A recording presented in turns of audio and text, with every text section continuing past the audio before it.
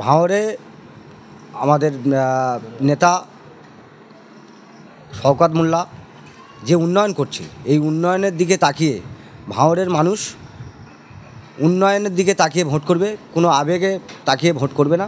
Naushad সিদ্দিকীর versus আমাদের তৃণমূল কংগ্রেসের বিধায়ক মাননীয় শওকত মোল্লা যে উন্নয়ন করছে, এবং রাজনৈতিকভাবে শওকত মোল্লার কাছে নওশাদ সিদ্দিকী কিছুই না। কারণ রাজনীতিটা বুঝে করতে হয়, রাজনীতিটা খুব হিসেবে চলতে হয়। সেটা নওশাদ সিদ্দিকী নতুন এসছে দলেতে, তাকে আমরা স্বাগত জানাই।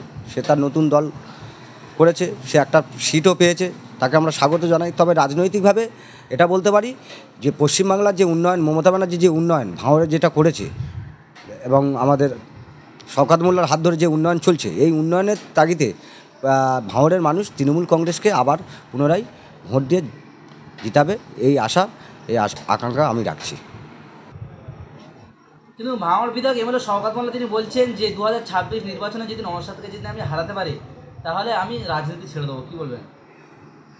রাজনীতি ছেড়ে দেবো সেটা তার ব্যক্তিগত ব্যাপার, কে কী করবে না করবে সেটা তার ব্যাপার। কিন্তু তবে তুলনামূলকভাবে দুজনে যদি ফাইটে দেয়, সে জায়গায় নওশাদ সিদ্দিকী ধুলোর মতো উড়ে যাবে, পারবে না। কারণ মমতা ব্যানার্জির যে উন্নয়ন, এই উন্নয়নের কাছে ফেল আছে। রাজনৈতিকভাবে শওকত মোল্লা অনেক ডেভেলপমেন্টের এবং ওই এলাকার জন্য অনেক কিছু করেছে, সেই জন্য মানুষ শওকত মোল্লাকেই চাইবে রাজনৈতিকভাবে।